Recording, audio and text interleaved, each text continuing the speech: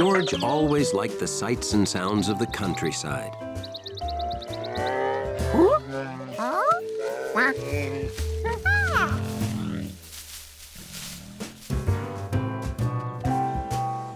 The tastes of the countryside were pretty good too, especially the taste of the Rinkins' homemade honey. You ready to sample this year's first batch of honey, George?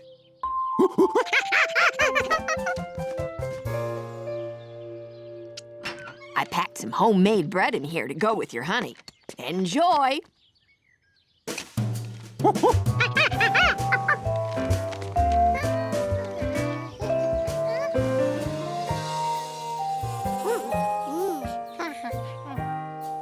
If there was anything George liked more than sweet honey, it was eating it with freshly baked bread. But this bee wouldn't let him enjoy his snack.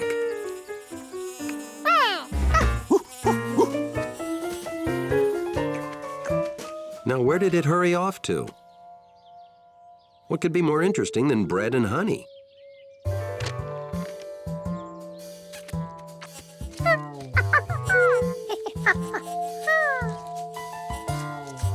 George wondered how a flower could move when there was no wind.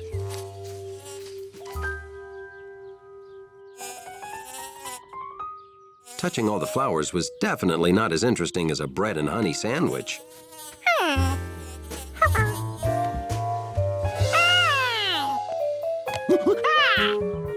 Who'd be mean enough to take a monkey's snack?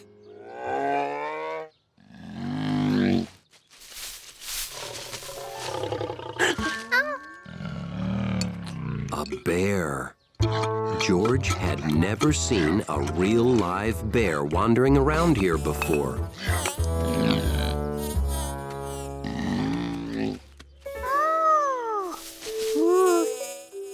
The bee came back.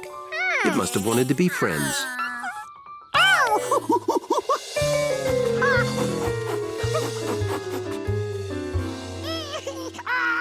Well, that bee thought you were trying to hurt it, George. Bees sting to protect themselves. Now, just keep ice on that finger for a while and you'll be fine.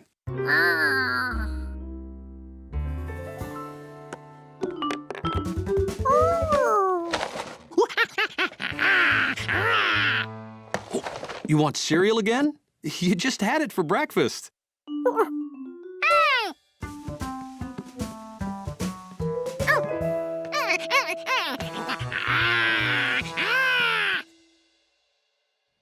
No, George, a bee stung you. A bear didn't bite you. Besides, no one's seen a bear in these woods in over 20 years.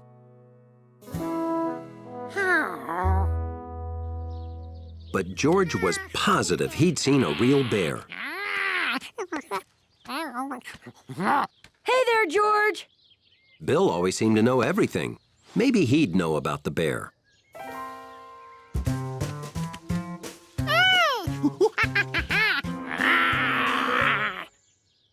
Pretty good imitation, George. Did you know no one's seen a bear around here in over 30 years?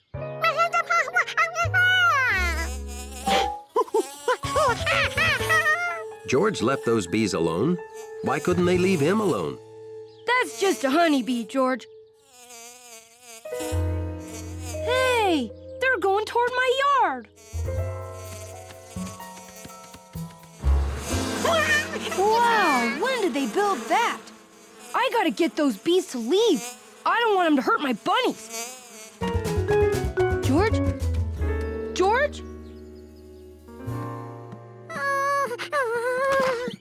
It's a beautiful day, George. Why aren't you outside? Come on, help me water the snapdragons. They're in bloom, see?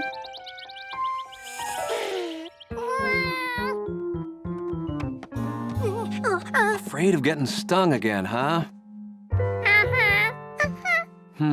I have to go to the Rankins' place. Maybe you should come along. I bet they can help you. A warm country day. George's favorite time to go boating. Toy boating, that is.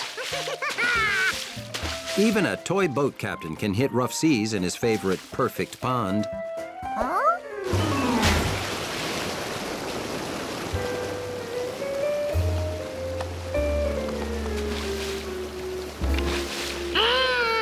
Sea captains don't cry, they make repairs. Or ask a friend to. I can have it fixed for you first thing tomorrow morning, Captain.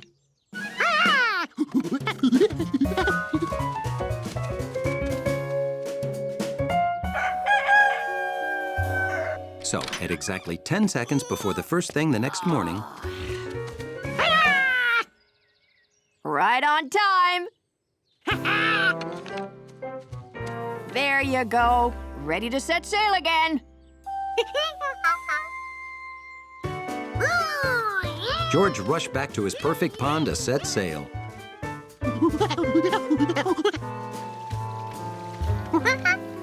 Now he had a boat, but no pond, and the creek was only a trickle. Where could a whole pond go? He didn't find his pond, but he found a strange wall in the creek.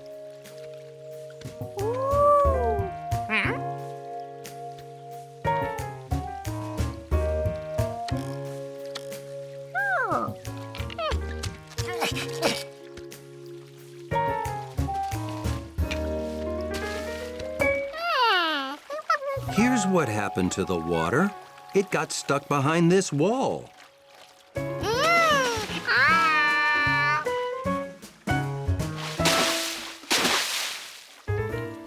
Hey, George!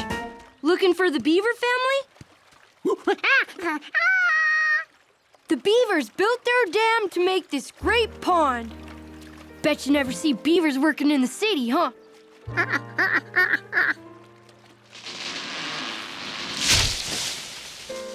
Yep, that's them now, working in the woods. I took pictures of them. Don't get too close while they work or they'll get upset. Bye! So these were the beavers.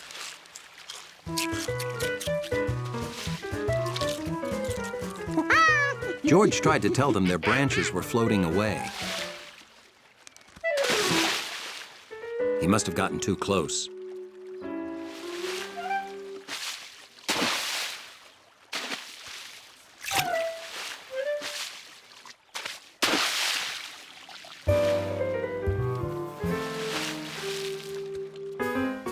If the beavers didn't want him watching, he'd just sail his boat.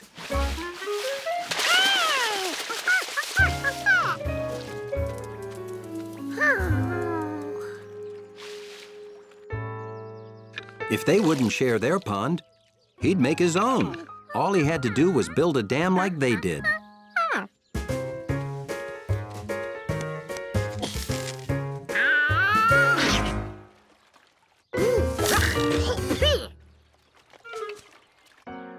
There must be an easier way to get wood for a monkey dam. Mrs. Rinkin's scrap wood. Been having lots of fun with your boat? Oh, you want the scrap wood, do you? Take it. I'll even hitch the cart to Leslie to help haul it. Now he had wood. What else would be good for stopping water? Lots of puddles, a rubber ball, and one happy monkey. The perfect recipe for fun on a rainy day in the country.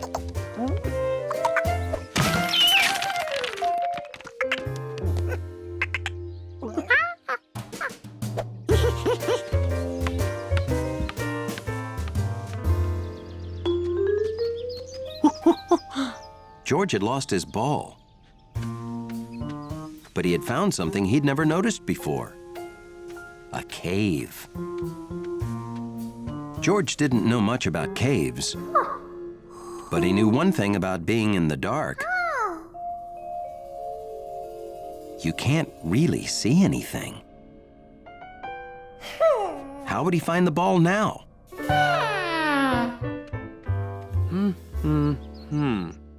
got that. Oh, hey, George. You want to help me bake my famous banana walnut cake?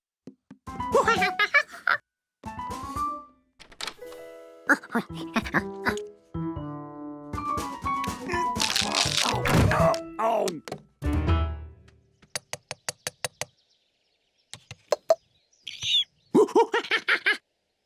George invited Jumpy Squirrel to help him find the ball in the cave.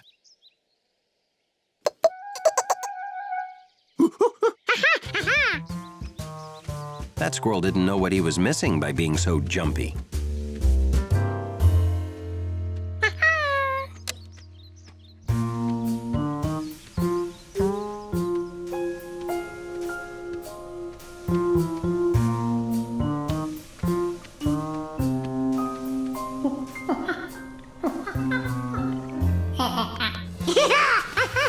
The cave was like a new playground for George.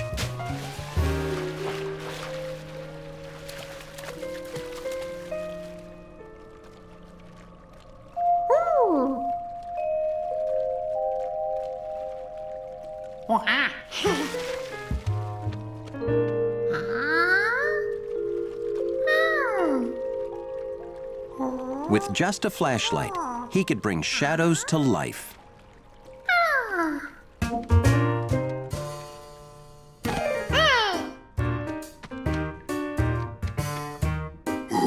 And turn himself into a fearless giant.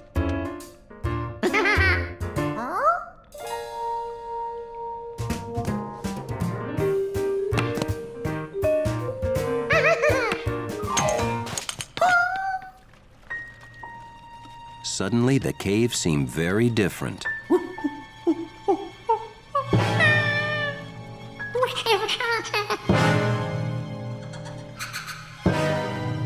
For the very first time, George was truly afraid of the dark.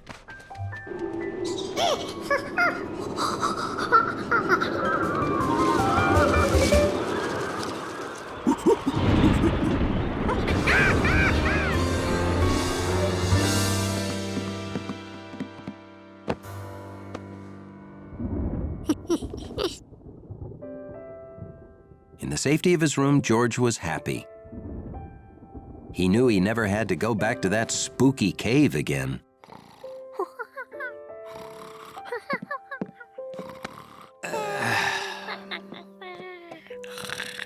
Good night, George.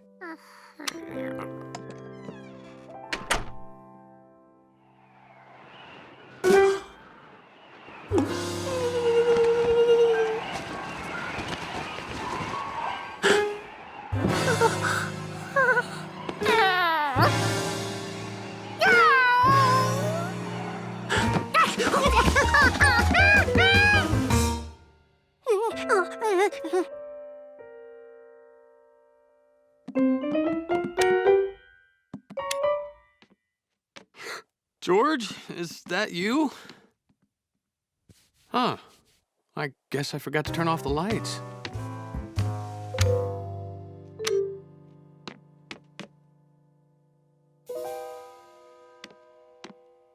Did I forget to turn off all of these lights too? Huh.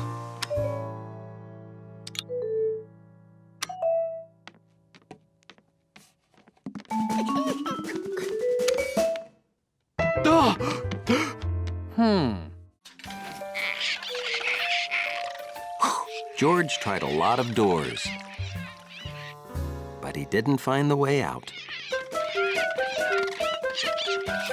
He didn't realize he'd left the door open.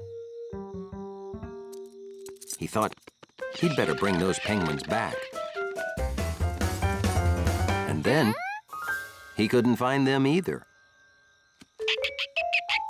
He might have left more than one door open.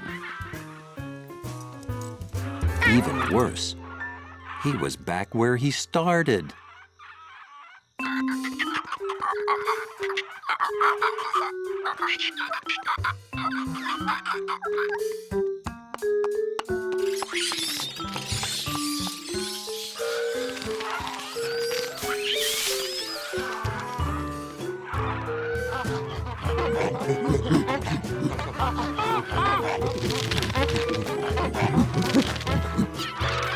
George decided maybe all zoos should be like this. Until he realized all the noise was waking up the baby.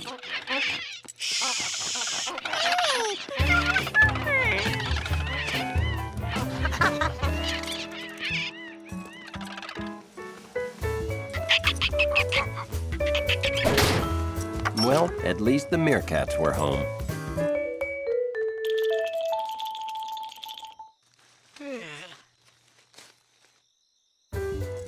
It wasn't easy, but he put every last animal back.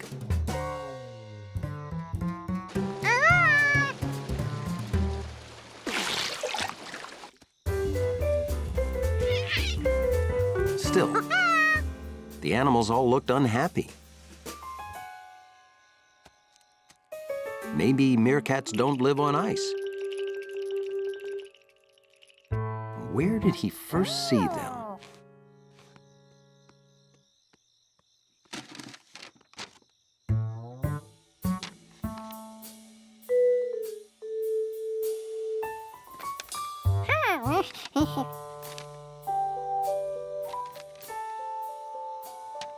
This map was good for more than just finding the panda. It showed where all the animals belonged.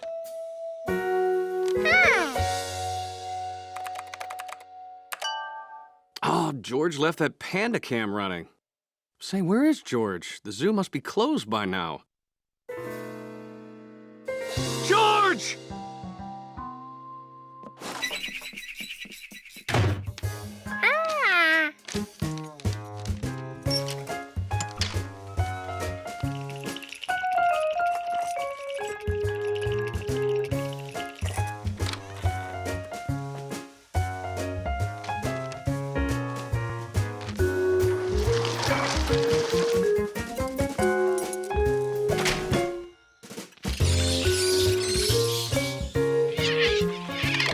The animals were happy to get back to their own environments. So just by following what was next to what, George got everyone home. Everyone except himself.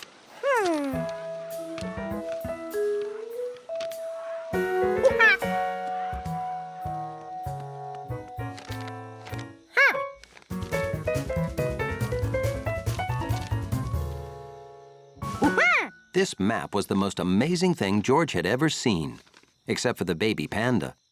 George! George, are you in there? After all he'd done, George didn't want the man with the yellow hat to wake up the baby. Well, come on out of there. The zoo is closed.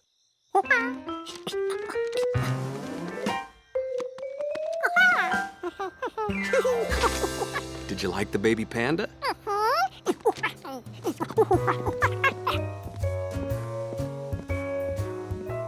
The orangutan liked his home, but he thought, there goes the luckiest monkey on the face of the earth.